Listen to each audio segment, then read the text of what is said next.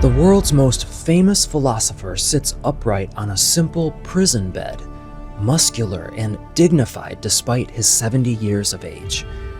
One hand reaches for a cup of poison, the other points to the heavens in an unshakable gesture, reminding us that the soul is more important than anything in this world.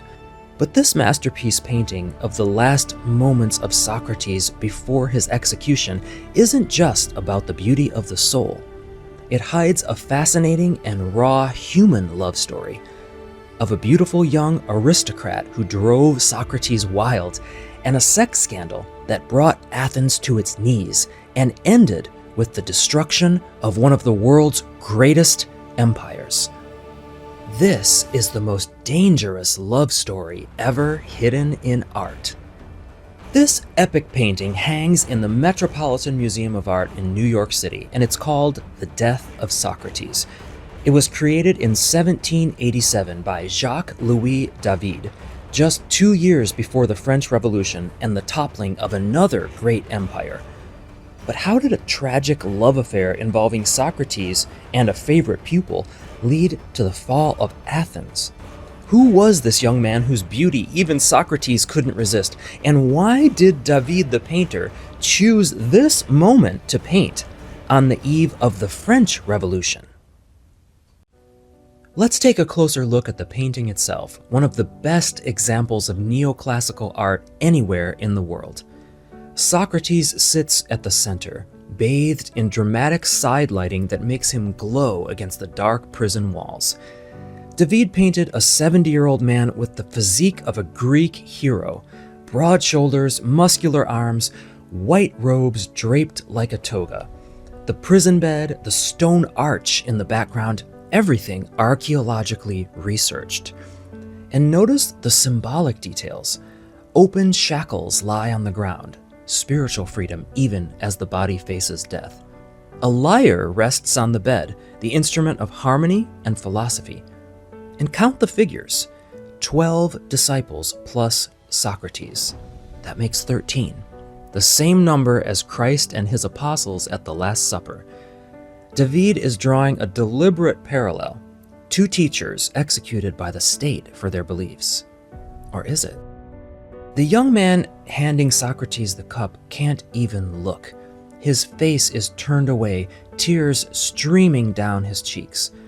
On Socrates' right, his wealthy friend Crito clutches the philosopher's knee, anxiously. Crito had begged Socrates to escape, even offering to bribe the guards. But Socrates refused, insisting he must follow the law even when it's unjust. At the foot of the bed sits Plato himself, slumped in despair. Plato wasn't actually there that day. David the painter included him anyway because it was Plato's text, the Phaedo, preserving this story for history. Some of the men in this painting may have been Socrates' former lovers, but one important would-be lover is missing from the scene. More on that in just a minute. Let's talk about why David wanted to paint this scene on the eve of the French Revolution. Jacques-Louis David was the undisputed master of French neoclassical painting. He was born in 1748, and he became obsessed with ancient Greek and Roman virtue, the idea that great men faced death with courage and principle. By 1787, he was already famous and deeply political, seeing ancient Athens as a model for what France should become. 2 years after completing this painting, the French Revolution erupted. David became one of its most fervent supporters, even voting for the execution of King Louis XVI. But in 1787, he chose to paint a man executed by his own government for speaking truth to power, and the timing was no accident. But David's painting tells only half the story and hides or hints at the rest. The formal charges against Socrates were impiety and corrupting the youth. What the painting doesn't show is what corrupting the youth actually meant to his accusers, and the catastrophic love affair that made Socrates and his name synonymous with Athens' destruction. The figure conspicuously absent from David's painting was named Alcibiades, Athens' golden boy. Stunningly handsome, brilliant, wealthy, politically gifted. He was also Socrates' most famous student. Socrates was often smitten by his students. "I'm a broken yardstick as far as handsome men are concerned," he once said. According to Plato, once while at a wrestling school, Socrates gasped about Plato's own uncle and said, "I saw inside his cloak and caught fire, and could possess myself no longer." But according to Plato, Socrates used his willpower to sublimate his longings and focus his energy and effort on the mind and the soul. Alcibiades, the favorite student, was having none of this.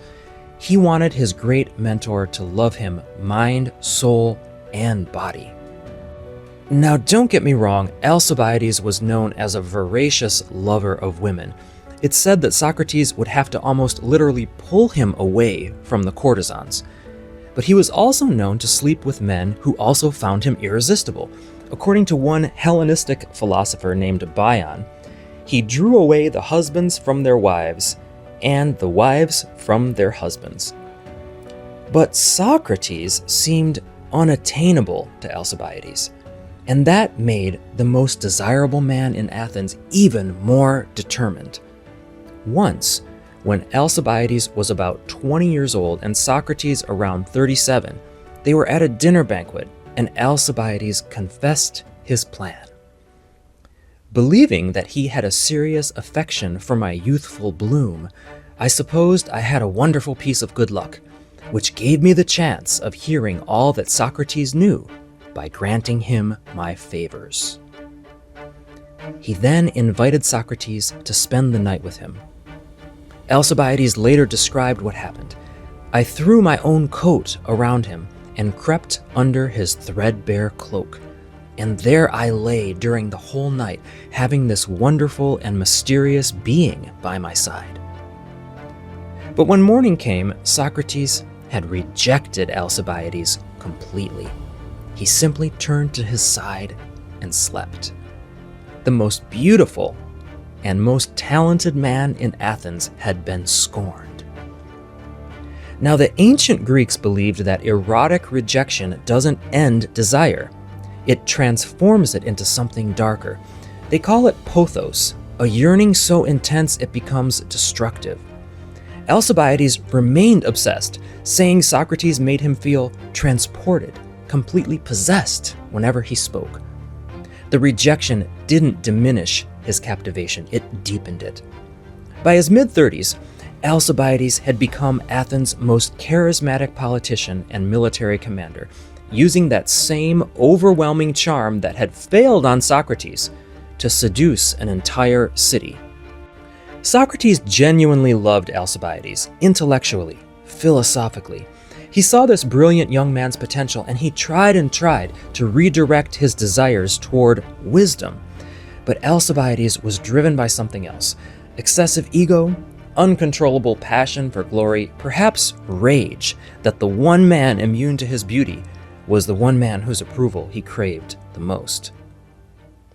Before we continue, if you'd like to have this painting in your home, you can find it through the link in the description. Our catalog includes many more works by Jacques-Louis David, including The Oath of the Horatii and Napoleon Crossing the Alps, and other great masterpieces at the Met and beyond. Shipping is always free worldwide, and every purchase helps me continue creating these videos. Now, let's keep going. Here's where it gets explosive. In 415 BCE, Alcibiades convinced Athens to launch a massive expedition to conquer Sicily. 134 ships, 25,000 soldiers. But right before the fleet sailed, someone mutilated sacred statues throughout Athens. Alcibiades was accused. Rather than face trial, he defected to Sparta, Athens' mortal enemy. He didn't just switch sides. He gave Sparta Athens complete military plans. He told them exactly how to defeat the Sicilian expedition. The result? Complete destruction. 40,000 to 50,000 Athenians dead or enslaved. Over 200 ships lost. Athens never recovered. It was the turning point that cost Athens the war and its entire empire. After Sparta defeated Athens in 404 BC, they installed a brutal oligarchy called the 30 Tyrants. And guess who were two of the leaders? Critias and Charmides, two more former students of Socrates. Socrates had admitted to being flustered by Charmides' beauty, to having caught fire in his presence. But in just 8 months, the 30 tyrants murdered 5% of Athens' population. So 3 traitors who destroyed the greatest empire of its time were all Socrates' former students. The time would come when the powers that be in Athens were looking to exact revenge on the old gadfly, who they believed caused all of this with his unconventional teachings. When democracy was restored in 403 BCE, Athens passed an amnesty. They couldn't directly prosecute Socrates for training the tyrants, so in 399 BCE, they charged him with impiety and corrupting the youth instead. But everyone knew what that meant. Alcibiades the traitor, Critias the tyrant, and Charmides the oligarch. The vote was close. 280 guilty, 221 innocent. But then Socrates sarcastically suggested he deserved free meals at the public expense as a reward. The jury was furious, so the second vote for death passed by an even larger margin. He sealed his own fate with his arrogance. David's painting doesn't show the real death by hemlock. Hemlock blocks nerve signals to muscles. You gasp for breath as your respiratory muscles fail while your mind stays conscious. There may have been convulsions, vomiting, all the undignified realities that Plato omitted from this account. Plato and the Greeks believed that Socrates loved Alcibiades enough to reject him physically in accordance with his philosophy of self-control. But he didn't understand what that rejection would unleash. Some scholars argue that his refusal to compromise his ideals may have created the very monster that destroyed Athens, and some see it simply as an unfortunate coincidence. 2,000 years later, David painted this scene on the eve of another revolution, and I think he understood something profound, that Socrates' death wasn't about corruption or impiety. It was about what happens when absolute principles meet human passion and reality. Socrates believed in reason and virtue, but can virtue survive contact with desire? And at what cost? David's painting captures that final moment when Socrates still believes his principles were worth dying for, his arm raised in that teaching gesture, still trying to elevate the human soul, even as the poison waits at his fingertips. Plato concluded his account of that day with these words: "Such was the end of our comrade, a man who, we may say, was of all those we have known the best, and also the wisest and the most upright." Socrates' last words, as recorded in the Phaedo: "We ought to offer a cock to Asclepius." Asclepius was the god of healing. Greeks would sacrifice a rooster when cured of an illness. So even in death, Socrates made a final philosophical statement, that death itself was the cure, the release from the disease of life. Was Socrates a hero and a standard of virtue for sticking to his principles, smiling in the face of death, sublimating desire for the higher good? Was he to blame for the destructive and despotic actions of his pupils? How would you have voted at this trial? And how might history have been different if Alcibiades had gotten all that he wanted from the world's greatest teacher? Perhaps the whole story and the painting is all an allegory, a tale provoking us to ask a question as timeless as the beauty on this canvas. Can philosophical purity survive contact with human passion? I'd love to hear your thoughts in the comments. Thank you for watching, and I'll see you in the next video where we continue our exploration of the great masterpieces at the Met.